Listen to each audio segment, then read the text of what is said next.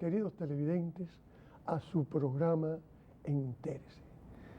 Nuestro programa, el suyo y el mío, hoy se viste nuevamente de gala, ya que hacía años que no la teníamos aquí, teniendo como invitada a la doctora Mercedes Cross Sandoval, conocida antropóloga, conocida educadora y gran cubana.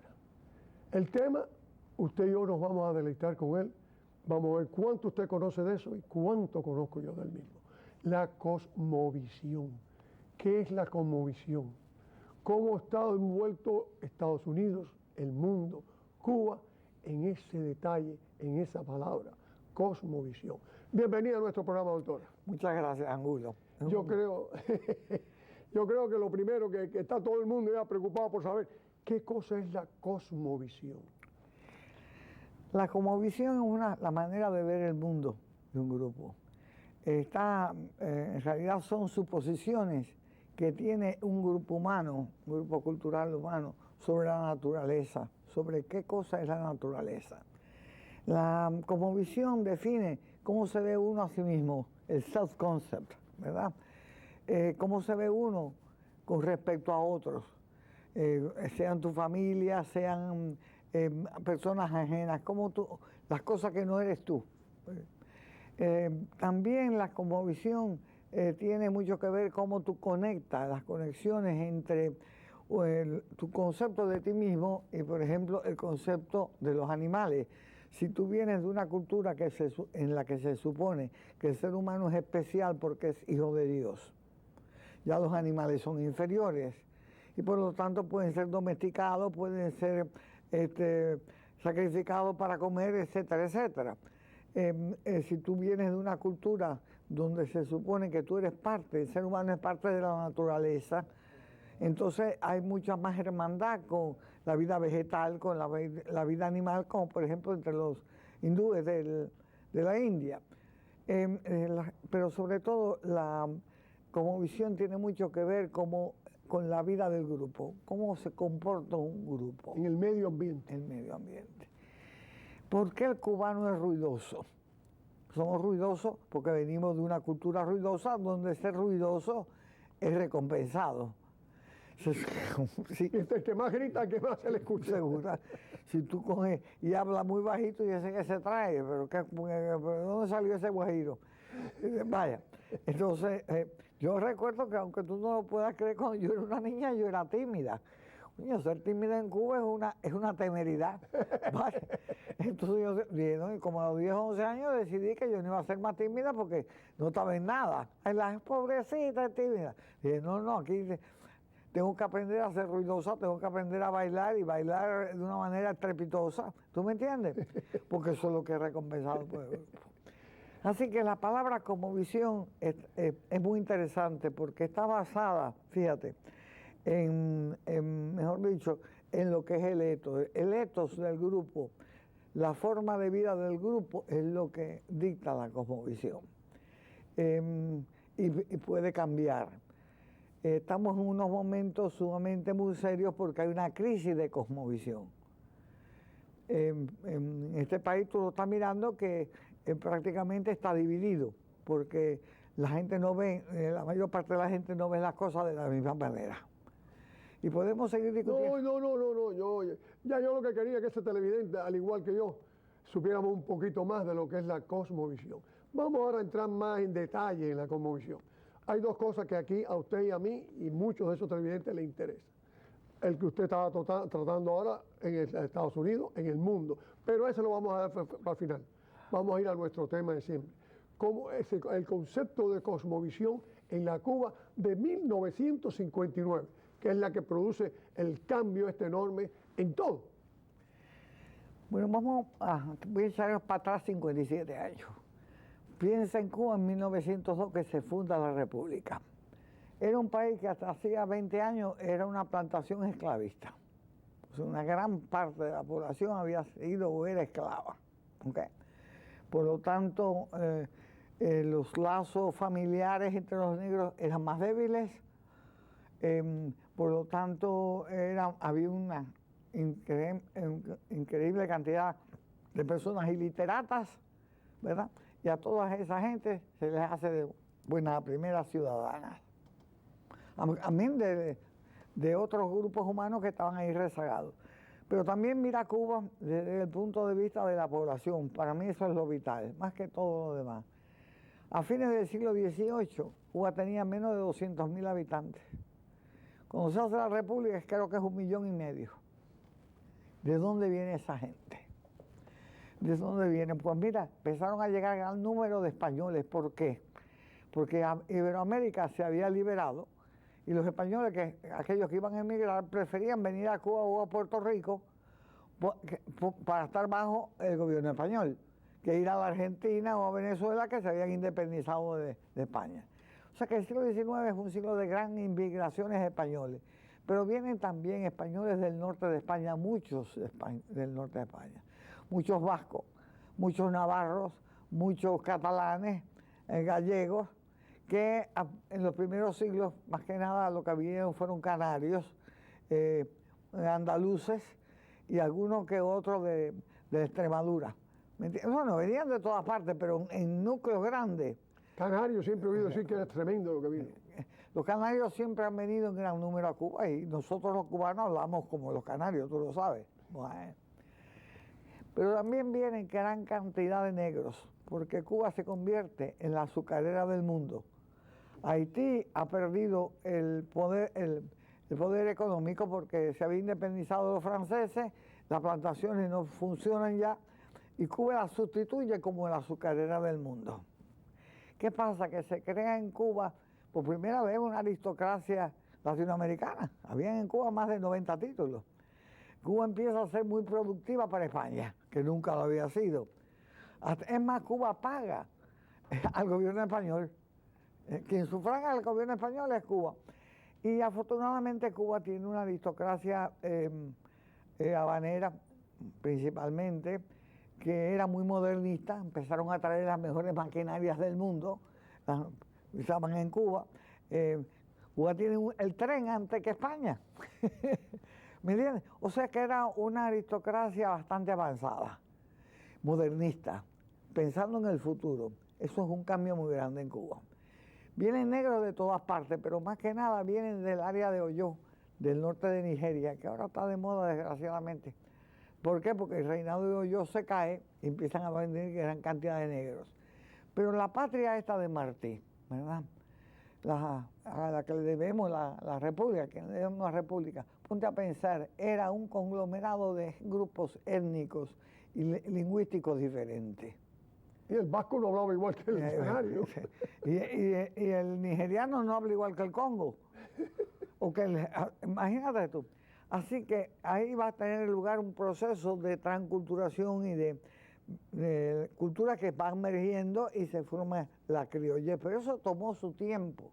Cuba es un milagro, que en tan poco tiempo se logró un cierto consenso de criollez y un cierto sentimiento nacional que abarcaba a la mayor parte de los cubanos. Pero eso lo define todo Martí, ni blanco ni negro, cubano. Okay. A pesar de que no se le prestó la atención que se debía al apostolado de Martí, sí se le prestó. Cuba es una república que se inicia sin segregación racial, a pesar de las presiones enormes que ponía el gobierno interventor americano de que se segregaran las escuelas. La Asamblea de 1901 prohíbe segregación en las escuelas y las escuelas son integradas. Y eso es muy importante. Es una república nueva, llena de deudas, bastante bien lo hizo, ¿verdad? Y con un concepto un poco vago de José Martí, estoy hablando de la Primera República, había que hacer a estos mambises ciudadanos, que no es tan fácil. Es un país donde había muchos iliteratos, los problemas de salud eran muy serios.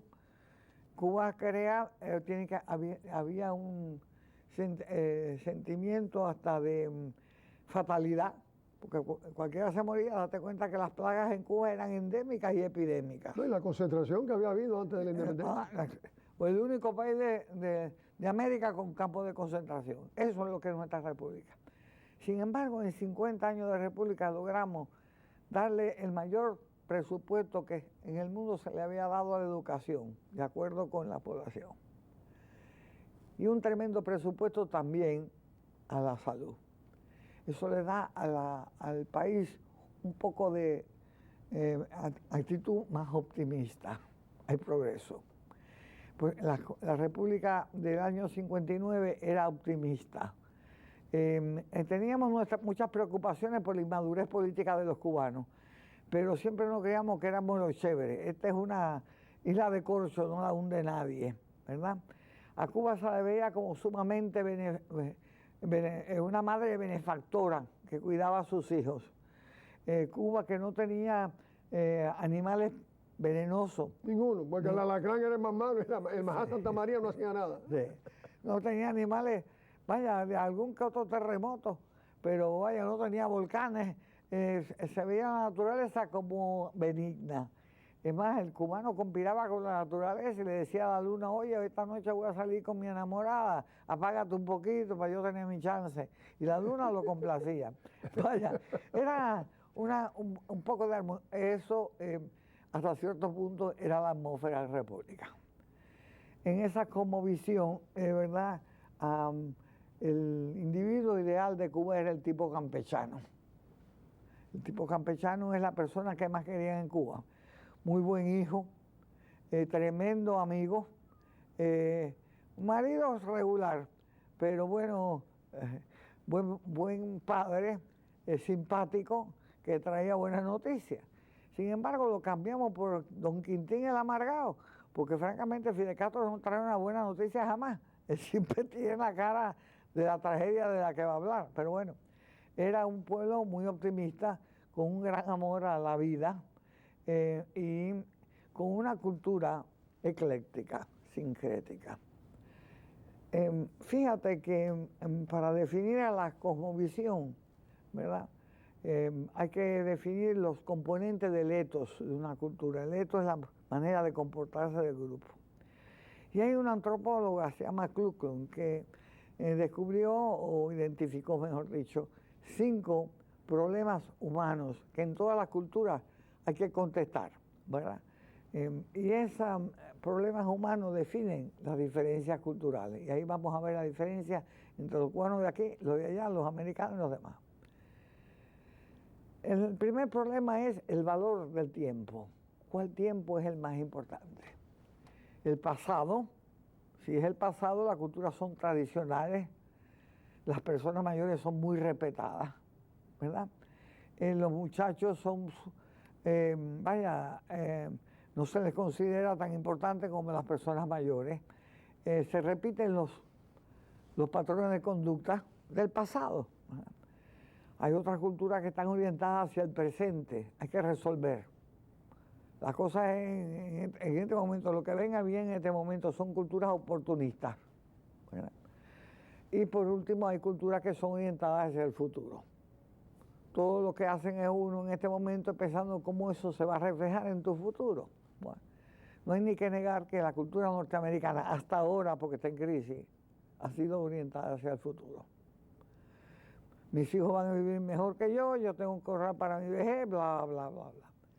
La cultura cubana del año 59 es sincrética y tú te encuentras que hay orientación hacia el pasado, orientación hacia el presente y el futuro. Por lo tanto, es una cultura bastante ambigua. Nosotros los cubanos, no sé si somos los maestros de la ambigüedad, ¿verdad? ¿Por qué yo sé eso? Bueno, porque aquí en el año 72 se creó un proyecto que se llamaba el Health Ecology Project y se hizo un sondeo en 35 familias cubanas del barrio de La Pata, que eran una clase media. Buah. Óyeme, y lo que se dio una orientación de que un poco de orientación hacia el futuro, mucho hacia el pasado y bastante hacia el presente. ¿Quién entiende eso? Tú nada más una mezcla de todo. Una mezcla de tantas culturas distintas, tú lo has dicho. Entonces somos muy ambiguos. Vaya, para la cuestión de una fiesta vamos orientados hacia Dios sabrá cuándo, llegamos cuando nos da la gana. Al trabajo no nos queda más Más remedio que ser orientado hacia el futuro. Vaya, yo esta mañana para llegar al programa aquí me levanté a las 7 de la mañana, agradécemelo. Me metí en mi skateboard de mar, coño, y que es peor que la montaña rusa, etcétera, etcétera. Pero tú llegué aquí a tiempo, estoy riéndome, pero tú entiendes lo que te estoy. ¿Cómo no, doctor? Y al mismo tiempo, el cubano es, nadie me quita lo bailado. Date cuenta que nosotros somos el único país del mundo que le ha dado la importancia que le ha dado a una cosa como la fiesta de los 15 años, ¿verdad? Y tiramos la casa por la ventana para celebrarle a la muchachita la fiesta de 15 años. ¿La fiesta de 15 años le asegura un buen marido? No. ¿Le asegura una carrera? Tampoco. Es nada más que un despliegue de que yo soy más generoso que nadie y nadie puede conmigo. Pero lo peor, otros países de Hispanoamérica nos han imitado en eso, que es lo único que no debemos ser imitados, y han cogido la fiesta de 15 años como si fuera, vaya, patronato español, que no lo es. Así que nosotros teníamos una cultura muy ecléctica, muy sincrética. El otro problema que según Kluklon define las diferencias culturales es el problema de cómo se siente el ser humano. Fíjate que son suposiciones, assumptions, ¿no? Con respecto a la naturaleza. Se siente sometido a la naturaleza, se siente en armonía con la naturaleza o se siente, ¿cómo se llama?, en control de la naturaleza. Okay. Indudablemente la cultura norteamericana hasta ahora, porque repito, está en crisis, ha sido de control. El norteamericano ha controlado la naturaleza. Ha conquistado las cataratas del Niágara. El átomo. El átomo. Él llega a un lugar y dice, coño, este paisaje está bueno para hacer esto y lo otro, voy a poner a controlar. Okay. Cuando la situación de control del norteamericano se extiende no solamente a la naturaleza, sino control de sí mismo. Esto es importantísimo. En los Estados Unidos, si tú hablas fuerte, ya tú lo sabes, es que tú no tienes control de ti mismo. A mí me han jugado mal aquí porque yo hablo fuerte. En Cuba hablar fuerte es hacerse oír, es darle énfasis. Aquí es mala educación. Sí, aquí es mala educación, aquí es que es un histérico. Pero ¿qué le pasa a este que está dando esos gritos? Eso lo ven como falta de control. Aquí, por ejemplo, si a ti te operan, pues en este país, como la orientación es cultural, de control, pues al otro día te ponen a caminar solo. En Cuba tú ibas a caminar después de una operación con la ayuda de 600 personas que te estaban empujando. Eso no es así. Exacto. Bueno, pero porque nosotros éramos una cultura volvemos a lo mismo, sincrética. Un poco de control, un poco de armonía y bastante de subyugación. Yo no tumbo caña, que la tumbe viento, que la tumbe Lola con su movimiento. Eso es típico, ¿no? Eso es subyugación. Bueno, lo importante es que en Cuba eso se ha exagerado y ahora es subyugación en todo. Cuba no ha perdido completamente el control de todo. Si antes era una orientación mezclada de control, armonía, ahora no. En estos momentos el cubano se ve que no puede hacer nada contra el gobierno, que él no tiene control de nada. ¿Para qué me voy a preocupar? Tengo un examen mañana y a lo mejor se va la luz. Y si se va la luz no puedo estudiar. Es una cultura de aceptación. Es de sumisión. Sumisión. Bueno, imagínate, yo cómo voy a llegar temprano al trabajo, yo qué sé, si no viene la guagua. Entonces, sirve también de excusa para no hacer ningún esfuerzo, pero es sumisión.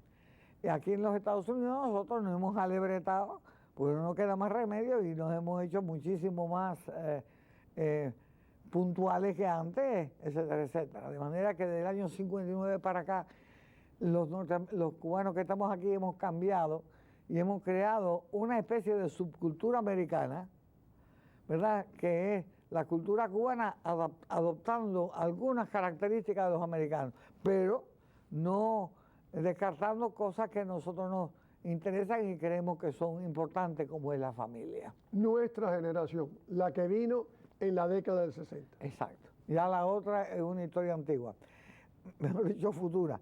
¿Qué pasa? Que la familia ha perdurado, aún en la Cuba comunista sigue siendo muy importante, y lo fue aquí.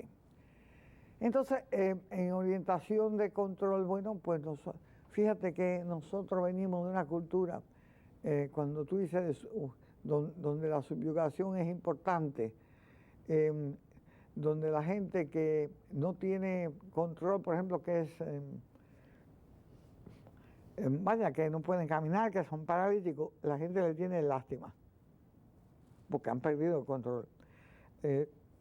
Aquí, francamente, si tú le dices a una persona paralítica, te matan, porque la obcecación es tal de tener control que si tú vas y te brindas, a lo mejor no les agrada. Porque, bueno, así que eso ha cambiado también aquí.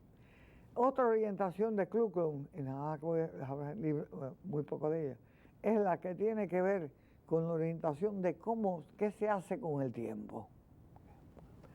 Y las culturas, algunas son orientadas hacia hacer cosas, como es la norteamericana, y muchas culturas hispanoamericanas eran orientadas hacia being, ser uno mismo.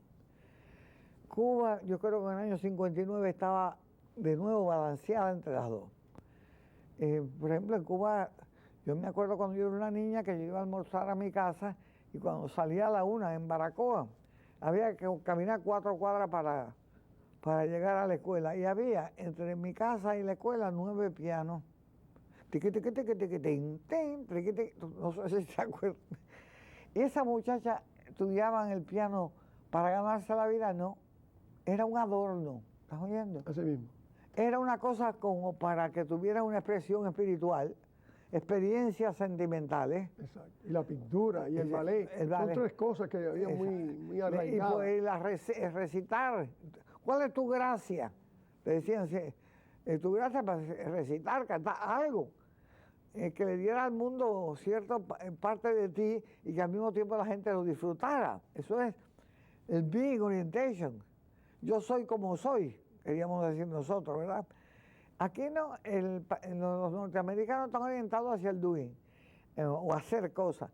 Yo me acuerdo, cuando mi hermano vino a Estados Unidos por primera vez en el año 50, cuando regresó a la Universidad de Columbia, a Cuba, le dije yo, Juito, ¿cómo es que son los americanos? Ríete. Dice, son la gente más extraña del mundo. Aun cuando no tienen nada que hacer, actúan como que están haciendo. O sea, representación para justificar. Sí, no pueden estarse tranquilos diciendo no voy a hacer nada. No, en Cuba tú decías, no voy a hacer nada.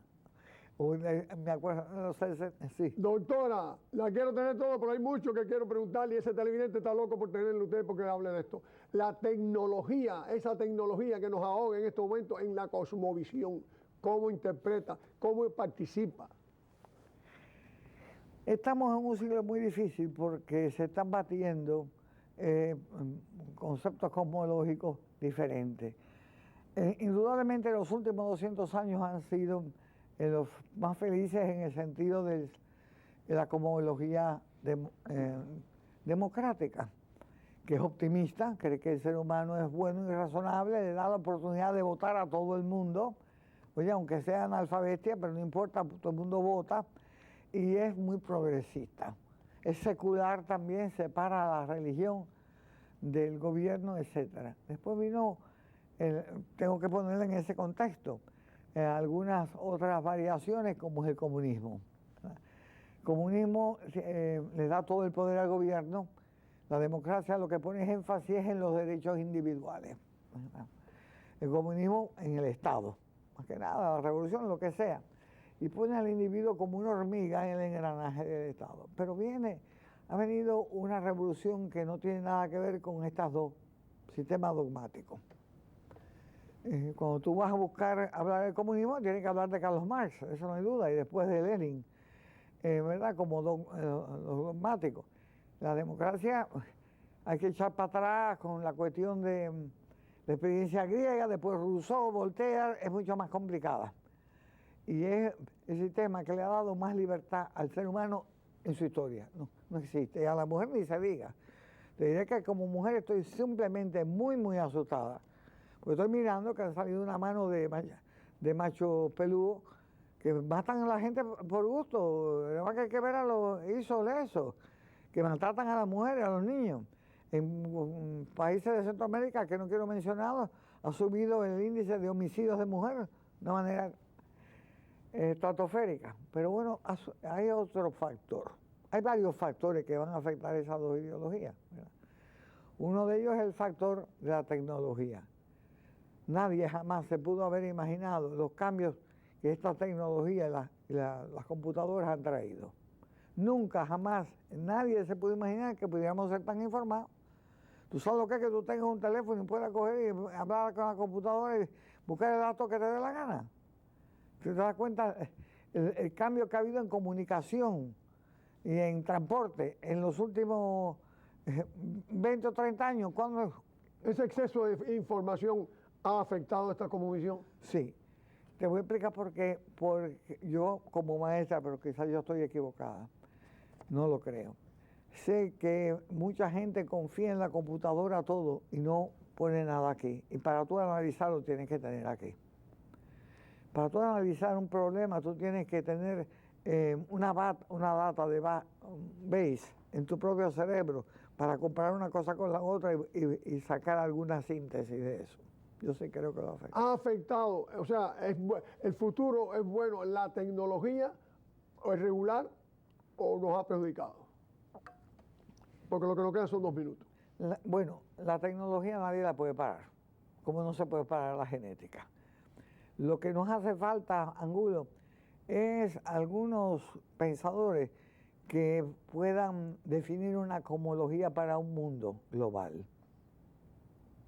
que vaya un poco más allá del globalismo este barato que hay ahora y se pongan a pensar de una forma global. Cómo controlar la población a toda costa, cómo proteger el medio ambiente, poner la tecnología. La tecnología nos lo da todo.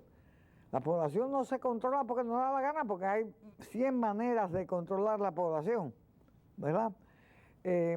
Cómo controlar el consumerismo exagerado.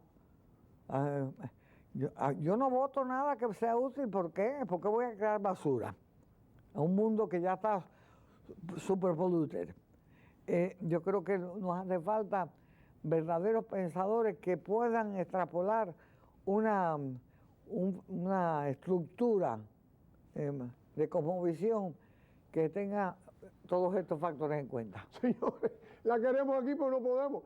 Les prometo, yo lo voy a traer. Hay mucho para hablar. Y en el campo antropológico hay un fenómeno que se está produciendo en el mundo, que es el problema de África. Todos los cambios estos como están afectando a África, y en eso ella también es una experta. Sin más, hasta el próximo domingo. Se despide de ustedes Jesús Angulo.